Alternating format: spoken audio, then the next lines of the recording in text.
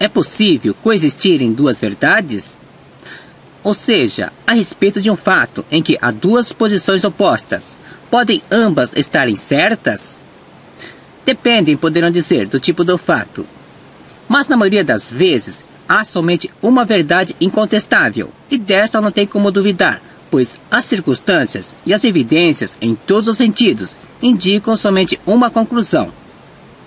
Pois, neste caso Isabella Nardoni, existiram duas verdades. E estas duas verdades foram aceitas, pois não houve contestação de ninguém. Vejamos essas duas primeiras verdades nesta reportagem. Estou falando da verdade dos moradores do edifício London, onde aconteceu a tragédia que resultou na morte de Isabella Nardoni. E da outra verdade, a do casal vizinho que mora no outro prédio em frente.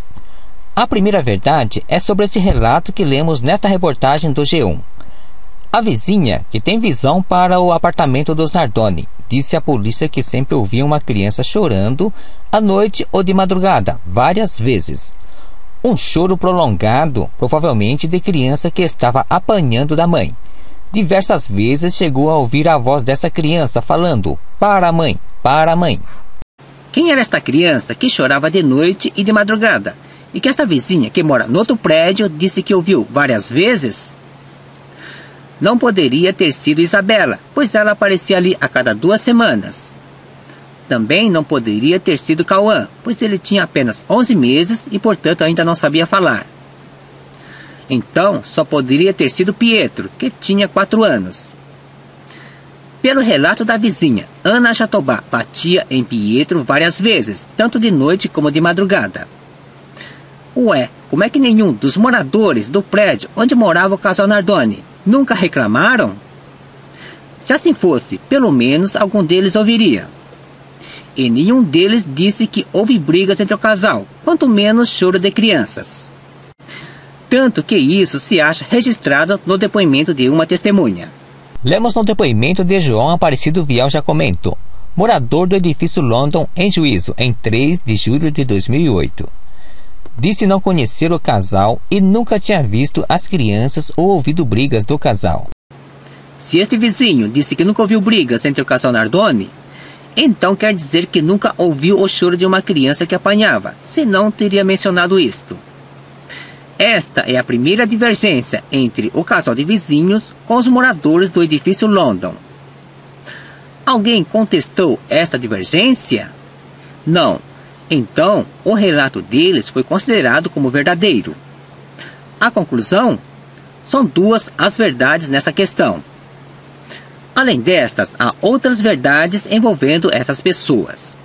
A vizinha que ouviu a discussão, na entrevista ao Fantástico, destaca desde o início a atitude da madrasta. O quarto deste casal fica de frente para o apartamento do pai e da madrasta de Isabella.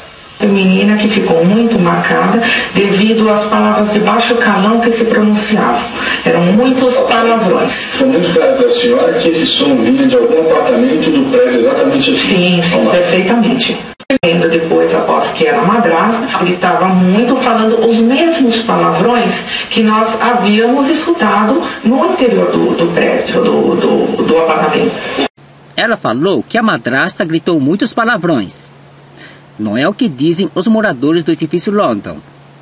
Realmente, a madrasta gritou muito naquela noite, como era de se esperar de alguém naquela situação. Mas foi com a falta de segurança, por terem permitido que acontecesse aquela tragédia. Quem são os responsáveis pela segurança? O porteiro e o síndico. E por isso, eles foram os alvos do grito dela, conforme vemos na entrevista que o porteiro deu ao jornal Hoje.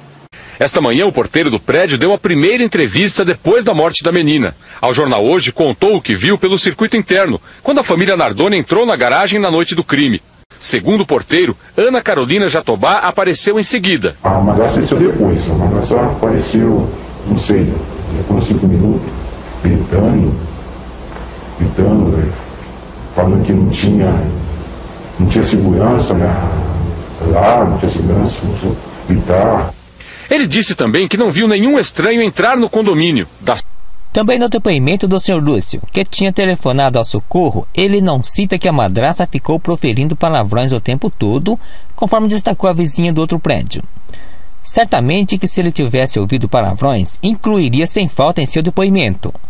Aliás, sequer aparece a citação da madrasta no depoimento dele. Nesta entrevista, o porteiro não cita a madrasta gritando palavrões. E nem o Sr. Lúcio faz alguma menção em seu depoimento, como também não consta no depoimento dos demais moradores. Qual a conclusão disto? É que pelo tom atribuído pela vizinha de que a madrasta só gritava palavrões, que impressão isso dá em quem ouve? A de uma pessoa vulgar. É até normal que, em momentos de desespero e de revolta, a pessoa diga algum palavrão, mas nem por isso ela é vulgar. E ela pode até ter dito algum. Foi a partir desse tom de vulgaridade é que se deu início ao estigma de madrasta malvada, já predispondo que ela tenha participado do crime. Esta é a segunda das duas verdades entre o casal vizinho e os moradores do London. A da mulher que grita descontroladamente pela falta de segurança e da madrasta vulgar que só proferia palavrões. Como não houve questionamentos, foram consideradas duas verdades também nessa questão. Só que este casal tem uma agravante. Vejam o vídeo. Este casal de vizinhos que moram no outro prédio disseram que ouviram uma briga entre o casal às 23 horas e 23 minutos naquela noite. Como é que eles poderiam ter ouvido esta briga se o casal chegou no prédio bem depois desse horário, pois o carro deles foi desligado na garagem exatamente às 23 horas, 36 minutos e 11 segundos, ou seja, mais de 10 minutos depois? Isso foi comentado neste vídeo da Globo. Briga do casal naquela noite, o vizinho do prédio ao lado diz que ele e a mulher ouviram uma forte discussão vinda do edifício London por volta das 23 horas e que durou cerca de 15 minutos. Nesse horário, Alexandre e Ana Carolina ainda não tinham chegado ao prédio. A mesma testemunha diz que olhou para o relógio às 23h23. Justamente nesse momento, ele e a esposa ouviram claramente uma mulher dizendo: "Jogaram Isabela do 6º andar". A partir desta constatação da contradição do relato dos vizinhos, quanto ao horário em que ouviram esta discussão e a chegada do casal Nardoni, pela lógica e coerência, que credibilidade tem depois o depoimento deles? Mesmo assim, essa suposta discussão teve grande repercussão na mídia. Eles deram uma entrevista num programa de televisão de grande audiência. Foi no Fantástico da Rede Globo. O quarto deste casal fica de frente para o apartamento do pai e da madrasta de Isabela. Pouco antes da queda da menina, uma violenta discussão chamou a atenção da advogada. Essa discussão foi muito rápido. Foi assim uns 5 minutos, acho que não passou disso. E logo em seguida veio o silêncio. A entrevista deles teve grande repercussão e foi amplamente divulgada pela mídia em geral. Imaginem o quanto foi bom para a atividade deles toda essa publicidade, ao contrário dos moradores do London, que foram bem discretos. Eles disseram que ouviram uma violenta discussão que durou 5 minutos. Uma discussão que dura todo esse tempo, certamente que eles não seriam os únicos a ouvirem. Mas então, como é que nenhum dos moradores do edifício onde ocorreu a tragédia citam ter ouvido sequer 1 segundo de discussão? A vizinha que mora no apartamento acima, que ouviu o barulho da batida da porta de incêndio, com certeza ouviria esta violenta discussão que durou tanto tempo. E outros também que ouviram o barulho dessa porta também ouviriam, mas nenhum deles fazem qualquer menção. E para definir de vez esta questão, no depoimento de um morador do 4º andar que disse que de seu apartamento nunca ouviu discussões entre Alexandre e Ana Carolina. E não somente ele, como também a vizinha que ouviu os gritos de Isabela, demonstrando ter excelente audição, pois fez uma descrição bem detalhada, também deixa bem claro em seu depoimento que não viu nenhuma discussão naquela noite. Temos aqui duas posições opostas sobre essa questão da discussão. A do casal de vizinhos que afirmam terem ouvido discussão. A dos moradores do edifício London e da vizinha senhora Geralda, de que não ouviram discussão nenhuma. A gente sabe que só existe uma verdade. Com quem vocês acham que está a verdade verdadeira? Eu digo isso porque não houve questionamentos.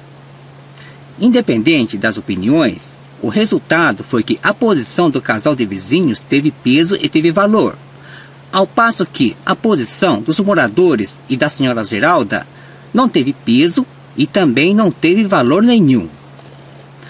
No final, prevaleceu a verdade não verdadeira do casal, pois foi considerado pela polícia um dos fatores fundamentais na condenação do casal Nardoni.